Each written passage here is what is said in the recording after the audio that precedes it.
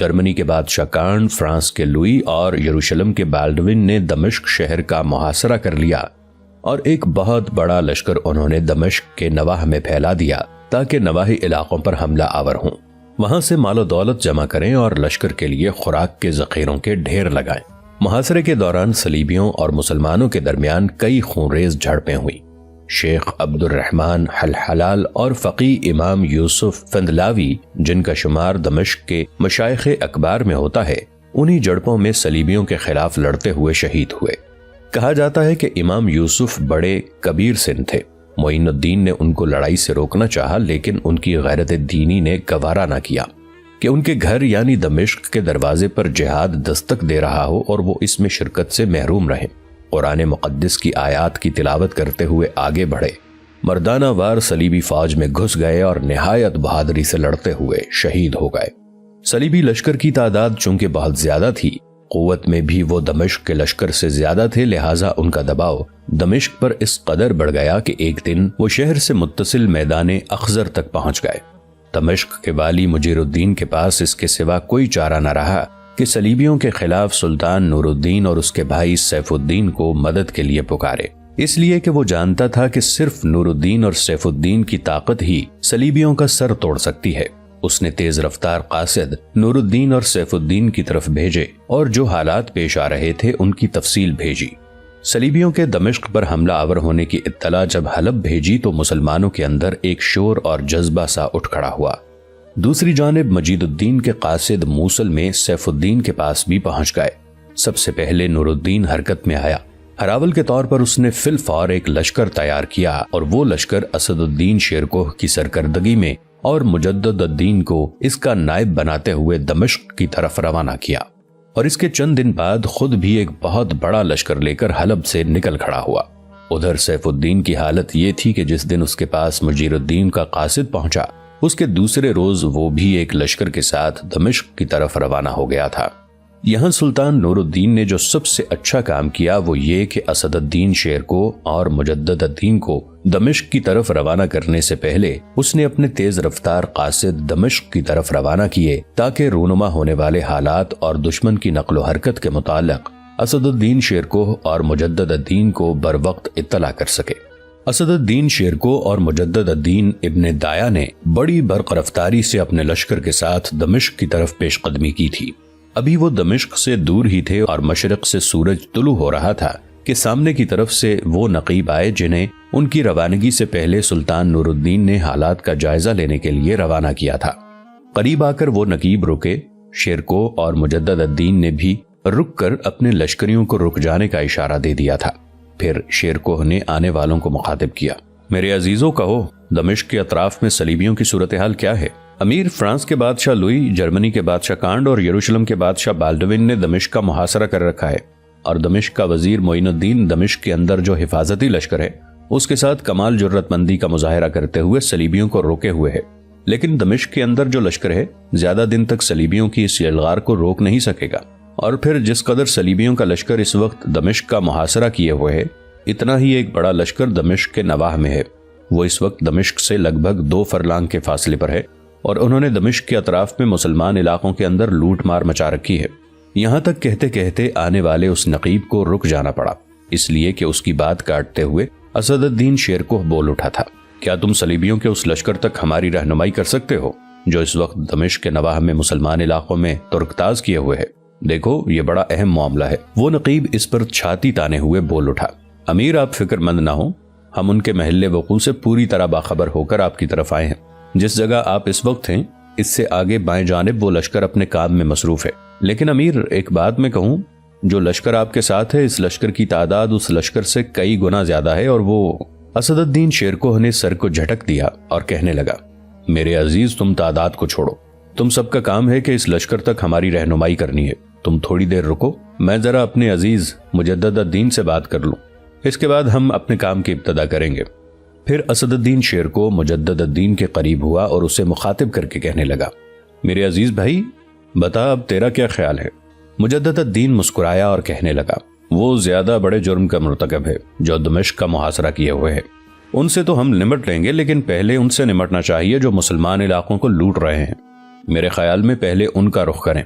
اس کے بعد میرا اندازہ ہے کہ سلطان خود بھی یہاں پہنچ جائے گا۔ ویسے بھی ہمارے لیے سلطان کا یہی حکم ہے کہ ہم نے محاصرہ کرنے والے صلیبی لشکر کو اپنے ساتھ الجھانا ہے اور کسی بھی صورت انہیں اس قابل نہیں رہنے دینا کہ وہ دمشق میں داخل ہو جائیں۔ ان پر آخری ضرب اسی وقت لگائی جائے گی جب سلطان خود اپنے لشکر کے ساتھ یہاں پہنچ جائیں گے۔ بہرحال اس وقت جو سب سے پہلا کام ہم نے کرنا ہے وہ یہ ہے کہ مسلمانوں کی لوٹ کھسوٹ کرنے والوں سے فی الفور نپٹنا چاہیے۔ مجدد الدین کی اس گفتگو سے اسد الدین شیر کو اطمینان اور خوشی کا اظہار کرتے ہوئے کہنے لگا، اگر یہ بات ہے تو ابن دایا سنو، یہ جو ہمارے نقیب آئے ہیں ان کو بھی 2 حصوں میں تقسیم کرتے ہیں، اپنے لشکر کو بھی 2 حصوں میں تقسیم کرتے ہیں۔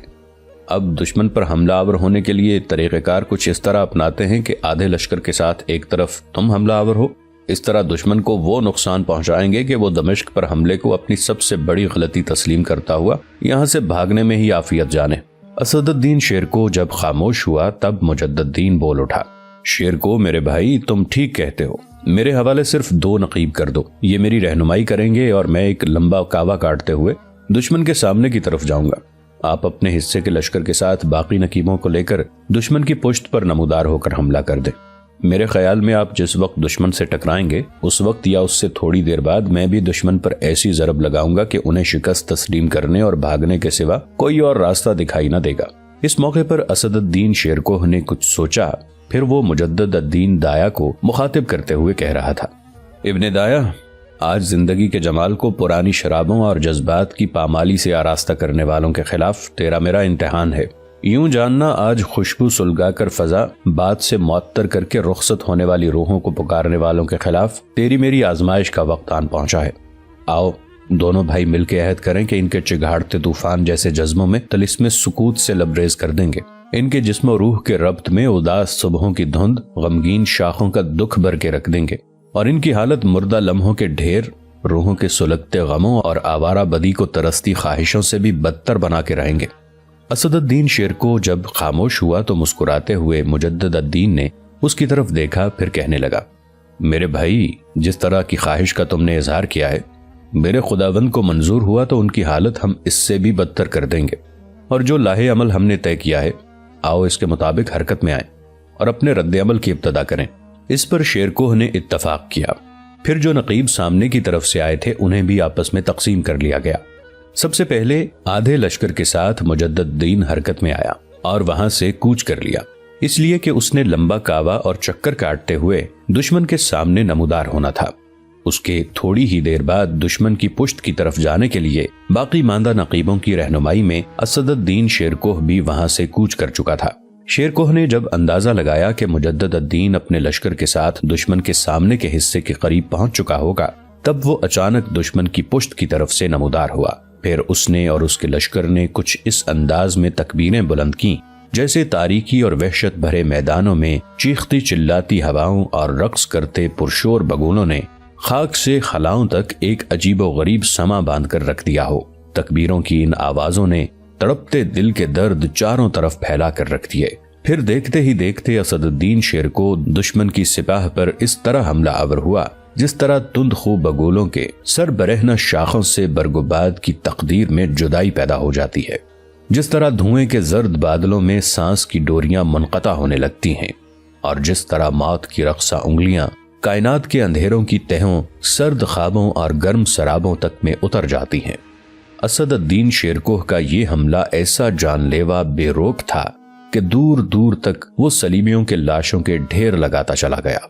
عین اس لمحے جب صلیبی جو اپنا کافی نقصان کرانے کے بعد سنبھل رہے تھے اور چاہتے تھے کہ پورے لشکر کو مجتمع کر کے شیرکوہ پر ضرب لگائیں، اچانک کعوہ کاٹتے ہوئے مجدد الدین نمودار ہوا۔ اس نے بھی اپنے حملوں کی اس طرح ابتدا کی کہ جس طرح نسلوں اور صدیوں کی آہو بکا کھڑی کرنے کے لیے طلسمی غاروں سے نکل کر کالی راتوں کے جنگجو کسی کو اپنا ہدف بناتے ہیں۔ پھر دیکھتے ہی دیکھتے مجدد الدین نے دشمن کے ہونٹوں کی شبنم کو زخمی نطق، آنکھوں کی جوت کو سپنوں کی آگ، روح کو بے درماں گھاؤ، دل کو نا آشنا خلش، جسم و جان کو ہجر کی تلخیوں میں تبدیل کر دینے والے لاکھوں طوفانی غموں، خوفناک اندھی قوت اور سمندر کے غسیلے رقص کی طرح چھانا شروع کر دیا۔ صلیبی اس دو طرفہ حملے سے بوکھلا گئے تھے۔ شاید اس سے پہلے ان کا ایسے مجاہدوں سے پالا نہیں پڑا تھا جو ہولناک طاقتور موت کو زندگی کے اسرار میں تبدیل کر دیتے ہوں۔ انہوں نے ایسے جنگجو نہ دیکھے تھے جو اوہام کی زنجیروں اور کفر و الحاد کے تمدن کو تسلیم و رضا میں ڈھالنے کے خو ڈال دینے کا ہنر جانتے تھے۔ اس سے پہلے انہوں نے ایسے سرفروش نہ دیکھے تھے جنہیں ننگ و ذلت کے شبستانوں کو خیر و سعادت کے سرچشموں میں تبدیل کرنے کا ہنر آتا تھا۔ شاید وہ ایسے بے لوث سرفروشوں کی جنگی مہارت سے آگاہی نہ رکھتے تھے جو صنم خانوں کی خاموشیوں کی عبودیت کے پراسرار نغموں میں تبدیل کرنے کی ہمت و جرت و شجاعت رکھتے ہوں۔ صلیبیوں نے جب دیکھا کہ مسلمانوں کا دو طرفہ زور لمحہ بلمحہ بڑھتا چلا جا رہا ہے اور لشکریوں کے اندر بددلی کے آثار نمودار ہونا شروع ہو چکے ہیں، تو انہیں فکر لاحق ہوئی۔ وہ جانتے تھے کہ اگر انہیں اس جگہ شکست ہوئی اور رسوائی کا سامنا کرنا پڑا تو اس کے دو طرح کے دور رس نتائج ہوں گے۔ اول یہ کہ مسلمانوں کے مقابلے میں صلیبیوں کے حوصلے پست ہو جائیں گے اور آنے والی جنگوں میں وہ ڈٹ کر ان کا مقابلہ نہ کر سکیں گے۔ دوسرے یہ کہ اگر اس جگہ انہیں شکست کا سامنا کرنا پڑتا ہے تو ان کا وہ صلیبی لشکر جو بادشاہ لوئی اور بیلڈون کی سرکردگی میں دمشق شہر کا محاصرہ کیے ہوئے ہے، اس میں بھی بددلی کے آثار پیدا ہو جائیں گے اور وہ بھی اس شکست کا سن کر جنگ جاری رکھنے سے کترانے لگیں گے۔ یہ سوچتے ہوئے اس صلیبی لشکر کے سالاروں نے اپنے آپ کو پوری طرح مجتمع کیا۔ پھر وہ اپنے پورے لشکر کے ساتھ مسلمانوں پر شب کے سناٹوں میں صحرا کے اندر رقص کرتے موت کے ہولناک سایوں قصر ذلت سے اچانک بلاخیز طوفانوں کی طرح اٹھ کھڑے ہوئے اور قضا کے تاریک ہیولوں اور بدی کی تابکاری پھیلاتے بے ربط فتنوں کی طرح حملہ آور ہو گئے۔ انہوں نے اپنی طرف سے پوری کوشش کی کہ ایک دفعہ اپنے لشکر کی پوری اور غضبناک ضرب لگاتے ہوئے مسلمانوں کو پسپا ہونے پر مجبور کریں۔ ان کے بعد ان کا ایسا حال کریں گے کہ کہیں ان کے قدم جمنے نہ پائیں۔ لیکن یہ ان کی غلط فہمی، ان کی ذہنی سوچوں کا دھواں، اس لیے کہ آندھیوں میں چراغ جلانے والے ان مجاہدوں، وقت کی کرچیوں میں دشمنوں کے ہر آثار کو توڑنے والے ان جانثاروں نے رزمگاہوں کے ایسے طوفان بہت دیکھ رکھے تھے۔ صلیبیوں کا زوردار حملہ ان کے عزم کو پسپا نہ کر سکا، بلکہ انہوں نے پہلے ہی کی طرح اپنے حملوں میں عارف کے دل و جان کی تڑپ، سالک کے سفر کی جاں سپاری سے بھی زیادہ جرت مندی اور حیرت انگیز سرت پیدا کر لی تھی۔ پھر صلیبیوں نے دیکھا کہ ان کے سامنے اور پیچھے کی طرف سے مسلمان مجاہدین ریزہ ریزہ کر دینے والی برفانی ہواؤں، چہروں کو سلگتے دھوئیں میں ڈھال دینے والے خونی برساتی گھٹاؤں کی طرح ٹوٹ پڑے تھے۔ پھر دیکھتے ہی دیکھتے اس صلیبی لشکر کی حالت سوختہ فکر کی رات، زخم خوردہ رگوپے میں پیوست ہو کر ہراساں شکستہ کر دینے والے کثرت آلام سے بھی بدتر ہو گئی تھی۔ گو شیرکو اور مجددین کے لشکر کے مقابلے میں صلیبیوں کے لشکر کی تعداد بہت زیادہ تھی، لیکن شیرکو اور مجددین نے اپنے تیز اور جان لیوا حملوں سے انہیں پوری طرح کھنگال کے رکھ دیا تھا، یہاں تک کہ صلیبیوں کو بدترین شکست ہوئی۔ کچھ دور تک اسد الدین شیرکو اور مجددین نے ان کا خوفناک تعاقب کیا۔ ان صلیبیوں کی حالت یہ تھی کہ دمشق کے نواح میں جس قدر سامان انہوں نے لوٹا تھا وہ تو وہیں دھرے کا دھرا رہ گیا۔ وہ اپنی ذاتی اشیاء اور قیمتی چیزیں بھی چھوڑ کے ایسے بھاگے کہ پیچھے مڑ کے دیکھنا بھی پسند نہ کیا۔ دمشق کے نواح میں یہ صلیبیوں کی بدترین شکست تھی۔ شیرکو اور مجددین نے ہر چیز پر قبضہ کر لیا۔ پھر جن بستیوں اور قصبوں کو صلیبیوں نے لوٹا تھا ان کے اندر مال و اموال تقسیم کرنا شروع کر دیا۔ وہ شکست خوردہ لشکر جب دمشق پہنچا تو لوئی کانڈ اور بالڈوین کو ان کی شکست کا بہت صدمہ ہوا اور انہوں نے تہیہ کر لیا کہ سلطان نور الدین زنگی کے جن سالاروں نے صلیبیوں کو شکست دی ہے ان پر حملہ آور ہو کر ان سے انتقام ضرور لیا جائے گا۔ دوسری جانب سلطان نور الدین زنگی حلب سے اور اس کا بڑا بھائی موصل سے اپنے اپنے لشکروں کے ساتھ بڑی برق رفتاری کے ساتھ دمشق کا رخ کیے ہوئے تھے، یہاں تک کہ دونوں بھائی موصل میں آگے چلے گئے۔ ادھر فرانس، جرمنی اور یروشلم کے بادشاہوں کو جب خبر ہوئی کہ مسلمانوں کے جس لشکر کے ہاتھوں صلیبیوں کو شکست ہوئی اس کے علاوہ ایک بہت بڑے لشکر کے ساتھ سلطان نور الدین اور اس کا بھائی سیف الدین بھی انہی کا رخ کر رہے ہیں، تو ان کے حوصلے خطا ہو گئے۔ سارے ولولے مردہ لمحوں میں تبدیل ہو کے رہ گئے۔ سلطان نور الدین زنگی اور سیف الدین کا صلیبیوں پر اس قدر خوف، اس قدر دہشت طاری ہوئی کہ لوئی کانڈ اور بالڈوین نے مل کر یہی فیصلہ کیا کہ فی الفور دمشق کا محاصرہ ترک کر کے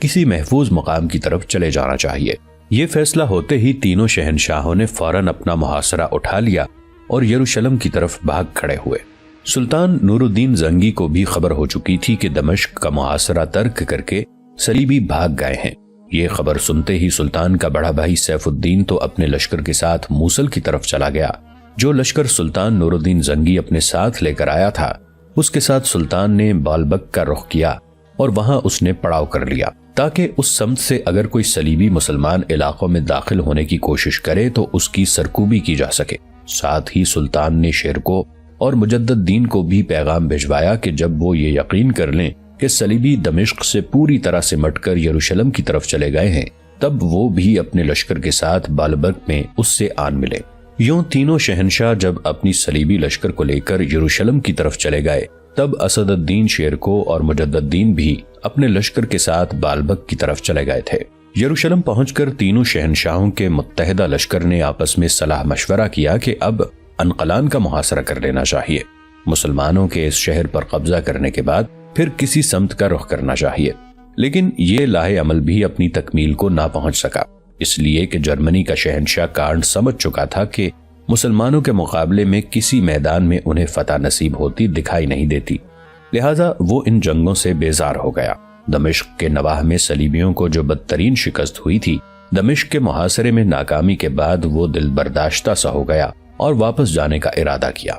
تاہم بہت سے جرمن صلیبی اس کے ساتھ واپس نہیں گئے، ان مختلف شہروں اور قلعوں میں جاگزین ہو گئے جو نصرانیوں کے قبضے میں تھے۔ دوسری جانب فرانس کا شہنشاہ کچھ عرصہ فلسطین میں رہا، پھر وہ بھی یورپ چلا گیا، تاہم اس کے ساتھ واپس جانے والے بہت کم فرانسیسی تھے۔ باقی سارے فرانسیسی مسلمانوں سے جنگ کرنے کے لیے ارض فلسطین میں ہی رہ گئے۔ فرانسیسیوں نے روئن نام کے قلعے کو اپنا مسکن بنا لیا اور اسی قلعے میں وہ اپنی قوت جمع کرنا شروع ہو گئے تاکہ مناسب وقت پر مسلمانوں پر ضرب لگاتے ہوئے ان کے خلاف اپنی صلیبی جنگوں کو کامیاب بنا سکیں۔ تاہم صلیبیوں کا 9 لاکھ کا وہ لشکر جو ایک طوفان کی طرح امڑ کر ارض فلسطین کی طرف آیا تھا، اپنے لاکھوں آدمی کٹوا کر واپس چلا گیا اور حاصل کچھ بھی نہ ہوا۔ الٹا فرانس کے بادشاہ لوئی اور جرمنی کے بادشاہ کانٹ کے ماتھے پر بدنامی کا ایسا داغ لگا کہ پھر کبھی انہوں نے زندگی بھر بھول کر صلیبی جنگوں میں حصہ لینے کی کوشش نہ کی۔ جرمنی اور فرانس کے بادشاہوں کو واپس یورپ کی طرف چلے جانے کے بعد بالڈون تو مسلمانوں پر کاری ضرب لگانے کے لیے اپنی جنگی تیاریوں میں مصروف ہو گیا۔ اس دوران فلش نام کا جو صلیبی سورما فلیطلیہ سے آیا تھا اور اس کے ساتھ بے شمار جنگجو تھے، اس نے صلیبی جنگوں میں قسمت آزمانے کا فیصلہ کیا۔ دونوں یورپی بادشاہوں کے واپس جانے کے بعد اس نے تہیہ کر لیا کہ مسلمانوں کے خلاف ایک نہ ختم ہونے والی صلیبی جنگ کا آغاز کرے گا اور صلیبیوں کے اندر ایک ناقابل شکست سورما بن کر نمودار ہوگا۔ اپنے اس مقصد کو حاصل کرنے کے لیے فنش نے اپنے کام کی ابتدا کی۔ اس کام میں اس کی ماں جو اس کے ساتھ آئی تھی، وہ بھی اس کی مدد کر رہی تھی۔ پہلا کام اس نے یہ کیا کہ ادھر ادھر مختلف قلعوں اور شہروں میں منتشر یورپ کے مختلف حصوں سے تعلق رکھنے والے صلیبیوں کو جمع کیا اور ان کا ایک بہت بڑا لشکر تیار کیا۔ دوسرا کام اس نے یہ کیا کہ اپنے مختلف نمائندے ان شہروں اور ریاستوں کی طرف روانہ کیے جن پر نصرانیوں کی حکومت تھی اور جن پر انہوں نے پہلی صلیبی جنگ کے دوران قبضہ کر لیا تھا، اور انہیں یہ پیغام بھجوایا کہ ان علاقوں میں جہاں صلیبی حکومت ہے، سارے صلیبی سربراہ حرکت میں آئیں، اپنے مسلح جنگجو سلطان نور الدین زنگی کی سلطنت کی طرف روانہ کریں اور اس کی سلطنت کے اندر جو عیسائی رعایا ہے اسے سلطان کے خلاف بغاوت پر مجبور کریں۔ اس کا ارادہ تھا کہ اس طرح جب نور الدین زنگی کی سلطنت میں جو عیسائی ہیں وہ عام بغاوت کا اعلان کریں گے اور نور الدین کی سلطنت میں افراتفری کا عالم پھیلے گا، تب وہ مسلمانوں کے خلاف کارروائی کرے گا اور صلیبی جنگوں کو کامیاب بنانے کی کوشش کرے گا۔ تیسرا فیصلہ جو اس نے کیا وہ انتہائی خطرناک تھا، اور وہ یہ کہ ان دنوں حسن حریقہ نام کا قلعہ بڑا مضبوط اور مستحکم خیال کیا جاتا تھا۔ یہ قلعہ اس وقت طرابلس کے نصرانی حکمران ریمنڈ کی عملداری میں شامل تھا۔ اس نے چونکہ گزشتہ جنگوں میں بڑھ چڑھ کر حصہ نہیں لیا تھا، لہٰذا فنش نے یہ ارادہ کر لیا کہ اس قلعے پر قبضہ کر کے اسے صلیبیوں کا مرکز بنائے اور وہاں سے نکل کر نور الدین کے علاقوں پر قبضہ کرنے کی کوشش کرے۔ سلطان نور الدین نے ان دنوں اپنے لشکر کے ساتھ بالبک میں قیام کیا ہوا تھا اور دمشق کے حکمران مجیر الدین کا وزیر وہاں اپنے چند دستوں کے ساتھ سلطان کی خدمت میں حاضر ہوا تھا، اور وہاں اس نے سلطان کی بہترین ضیافت کا اہتمام کیا تھا۔ فنش نے اپنے کام کی ابتدا بڑی برق رفتاری سے کی، جو صلیبی لشکر اس کے پاس جمع ہو گیا اس کے ساتھ وہ حرکت میں آیا۔ فی الفور وہ حسن حریمہ نام کے قلعے پر حملہ آور ہوا اور وہ ریمنڈ کے اس لشکر کو جو وہاں تھا اسے شکست دینے کے بعد قلعے پر اس نے قبضہ کر لیا۔